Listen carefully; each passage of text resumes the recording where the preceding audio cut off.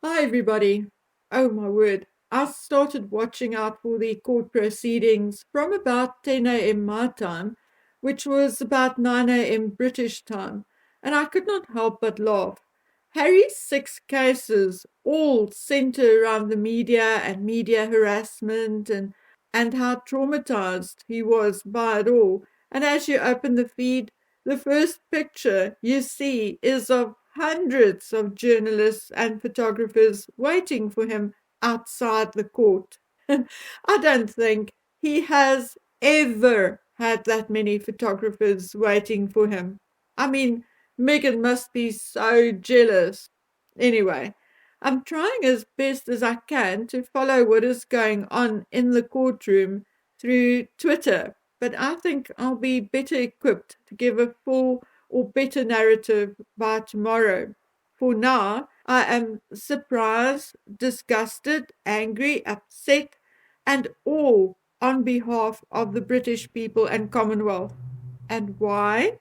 Well, we all know by now what a constitutional monarchy means. We also know that Harry is still fifth in line to the throne, still a prince, still a duke.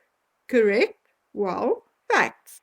It is fact. There is no speculation, no argument about any of this. Yet, Prince Harry, fifth in line to the throne, the Californian brat immigrant released a 55-page statement as he began giving evidence in his case against MGN, in which he stated the following, and I quote, "Our country is judged globally by the state of our press and our government, both of which I believe are rock bottom." Guys, when I read that, I mimicked Oprah, and I even did it better than her when I went, "What?" And actually, I'm still going, "What?" I honestly cannot believe what I read.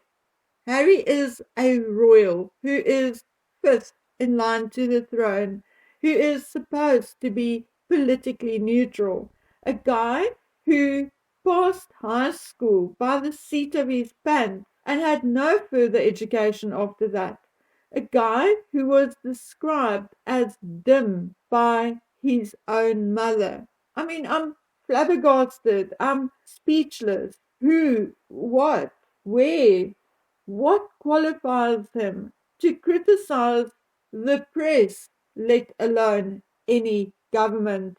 He does not have the education or the brain cells required to criticize someone selling ice in winter. Never mind the British government. Look, I am the first to say that politicians are like a bunch of bananas, not one of them straight, but I'm not royal, and I sort of have an idea of what I'm talking about. Then, in his statement, he goes on to say, democracy fails when your press fails to scrutinize and hold the government accountable. Firstly, I really, really want to know what that has to do with his case involving hacking. Really, can any of you explain it to me? And secondly, it wasn't the press alone who voted the members of parliament and the prime minister into their places. Anyway, from what I can glean, Harry has already made a few glaring mistakes, referring to the 148 articles which he believes were written as a result of phone hacking. He also makes the statement that journalists have blood on their hands when they are typing out these articles. And Mr. Green, for MGN, asked Harry whether that statement refers to any specific articles in the case, or whether it is a general statement reflecting how he feels about the press. And he said it was a general statement. Well, my friends, that is not what a court is there for. A court is there to decide on facts.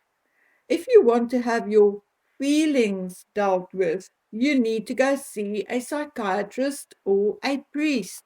Then, to make matters even worse, Harry complains about a 1996 article which talked about his feelings regarding the divorce of his parents and the relationship with a family friend. Harry alleges that that private information was obtained by his mobile phone being hacked.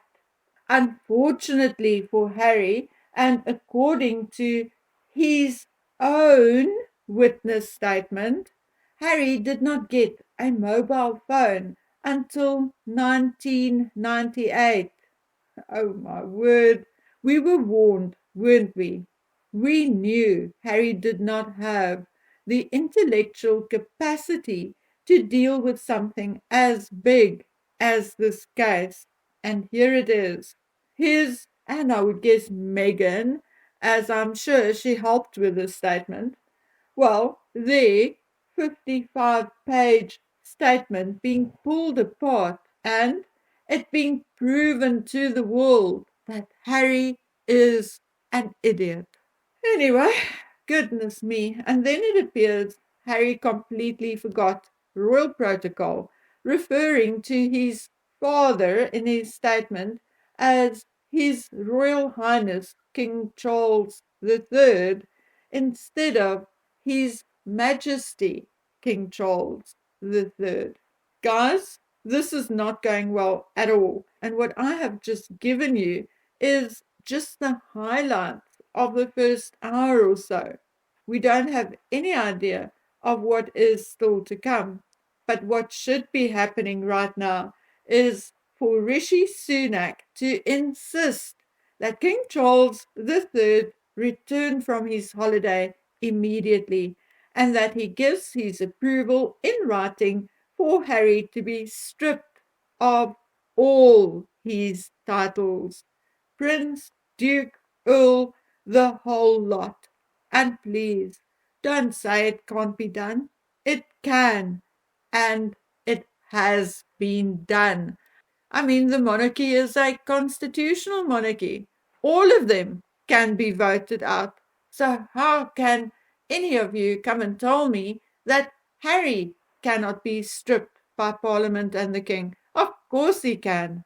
Anyway, if this is allowed to continue, it will destroy the monarchy if they do not pick a side right now and get official distance from Harry. Harry cannot remain in the line of succession. It is far, far too dangerous for Britain. Anyway, guys, I'm waiting for the next update, and it is rather difficult jumping from one media outlet to another on Twitter, but I'm sure by tonight we'll get full reports on the day's proceedings. So by tomorrow, I will give you my opinion on the rest. So until then, please take good care of yourself. Bye.